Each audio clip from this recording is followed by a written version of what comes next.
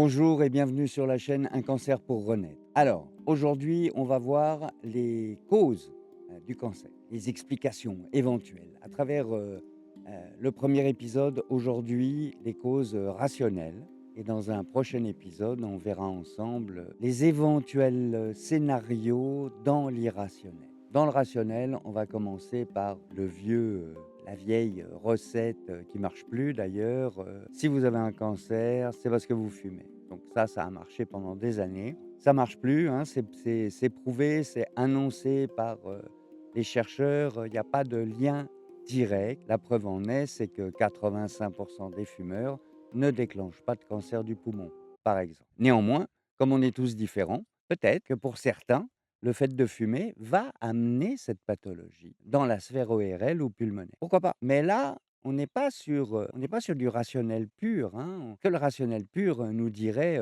bah, à partir de 10 cigarettes par jour, c'est dangereux, à partir de 2 cigarettes par jour, c'est dangereux, à partir de 1 cigarette par mois, c'est dangereux, alors que là, on n'a rien. Ce qui serait intéressant, c'est de prospecter le pourquoi tu fumes. Qu'est-ce que tu caches dans ton inconscient? Qu'est-ce que tu essayes de dissimuler derrière cette fumée? Qu'est-ce que tu caches? Qu'est-ce que tu cherches à combler dans cette addiction? Et puis tes cigarettes, elles ont quelle couleur émotionnelle? Elles sont tristes, tes clopes? Elles sont tournées vers le passé? Parce que le passé, c'était mieux? Est-ce qu'elles sont, stressées, tes clopes? Parce qu'on ne sait jamais, parce que pourvu que, parce que est-ce qu'elles sont, déjà sur demain, tes clopes? Ou est-ce que c'est, la petite clope de plaisir avec le café, parce que je suis bien, avec des amis sur une terrasse? Est-ce que c'est une clope de joie parce que je suis en train de me marrer avec des potes? Est-ce que c'est une cigarette partagée ou est-ce que c'est une cigarette tout seul? Toutes ces questions-là, à mon avis, ont une incidence sur les conséquences du tabagisme. On va, sur l'alimentation, par exemple, parce que là, sur l'alimentation, là, il y a des écoles, hein. Il y a tout le monde y va, hein, du médecin généraliste en passant par le diététicien, les naturopathes, les oncologues, hein. Il y en a un très célèbre qui nous parle des, méfaits, du bœuf en général et des produits laitiers, en particulier.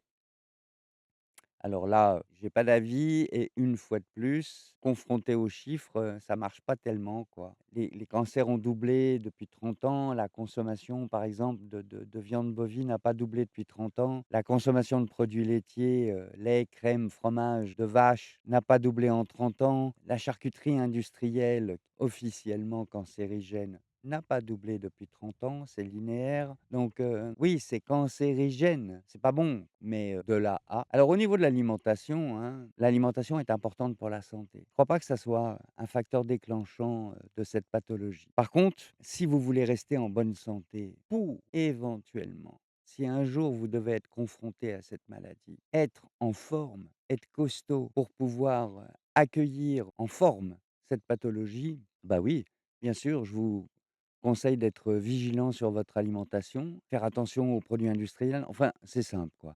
Toute la bouffe qui passe à la télé en pub, vous l'achetez pas. Comme ça, vous êtes sûr de pas la manger. Ça, c'est le premier truc.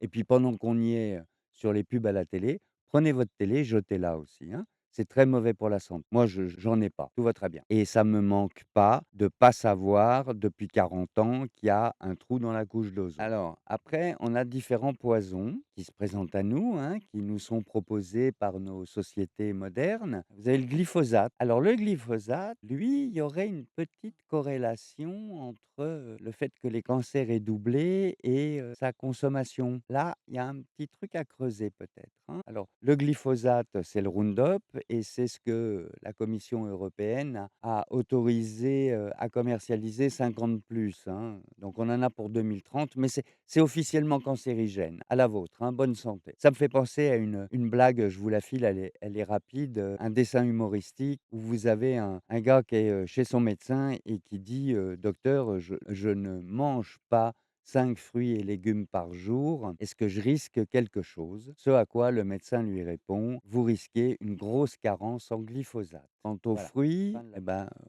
regardez les traitements, renseignez-vous. Une pomme, combien de produits chimiques elle prend sur le nez avant d'arriver dans votre assiette, ainsi que les fraises, ainsi que les bananes et puis posez-vous la question de savoir si c'est excellent pour la santé ou pas. Ce qu'il y a de sûr, c'est qu'on est dans un monde où on peut plus manger innocemment en se disant: «Ça fait du bien». Se nourrir, ça nous faisait du bien il y a 50 ans en arrière. Là, maintenant, ça nous fait du mal, c'est clair. Alors, autre adéquation possible, les nanoparticules. Là aussi, depuis, 30 ans, ça a plus que doublé. Avec les nanoparticules, en fait, on a le choix aussi entre donc boire, de l'eau en bouteille, hein, avec des nanoparticules ou boire, l'eau du robinet qui est pleine de molécules chimiques, et d'insecticides. Donc là aussi, à la vôtre, hein. Sinon, c'est l'alcool.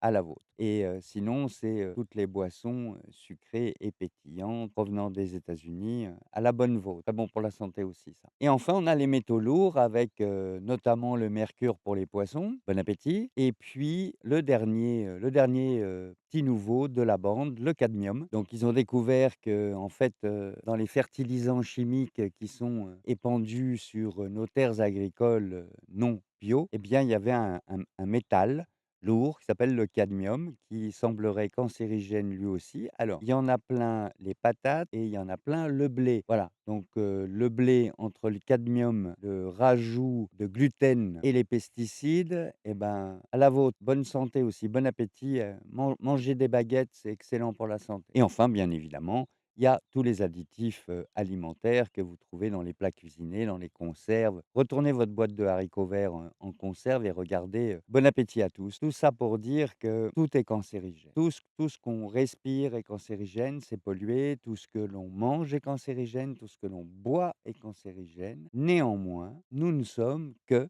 440 000 par an à déclencher cette pathologie. Donc pas sûr que ça soit l'élément déterminant, quoi. Alors ça affaiblit l'organisme, hein, ça c'est évident. Ça affaiblit le système immunitaire et puis si vraiment, et là je parle de l'alimentation, si vraiment c'était l'alimentation, bah, je crois que les Américains, c'est quand même les champions du monde de la malbouffe. Faut quand même savoir qu'ils ont un ratio par habitant légèrement inférieur au nôtre, en cancer diagnostiqué, hein. Bon alors, en diabète, en maladie cardiovasculaire, en surcharge pondérale, c'est les champions du monde, mais en cancer, ils sont derrière nous quand même.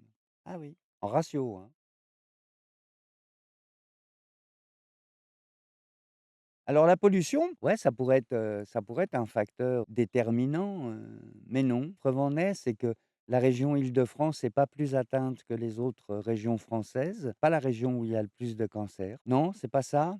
Et puis si c'était ça, par exemple l'Inde, qui est un pays pollué, hein, on nous montre New Delhi, tu vois pas à 10 mètres devant toi, tellement, l'air est saturé de pollution et ben, c'est le pays où il y a le plus faible taux de cancer diagnostiqué. Donc en fait, tout ça pour, finalement, arriver à la conclusion que si tout est cancérigène et que j'ai pas de cancer, c'est que quelque part mon système immunitaire et merci à lui, me protège super bien. Je suis doté d'une intelligence intérieure très au-dessus de la moyenne. Alors la question c'est pourquoi d'un seul coup, ce système immunitaire qui fait super bien le job, eh bah, il le fait plus? Pour quelle raison, à un moment donné de ma vie, ça le fait plus? Le seul argument qu'il y avait à une époque, c'était de dire, «Oui, mais c'est parce que ça prend les vieux et le système immunitaire avec l'âge, il fatigue éventuellement. Sauf que on se rend compte que les cancers, nous atteignent de plus en plus jeunes. Donc bah, l'âge, ça le fait pas non plus. Alors peut-être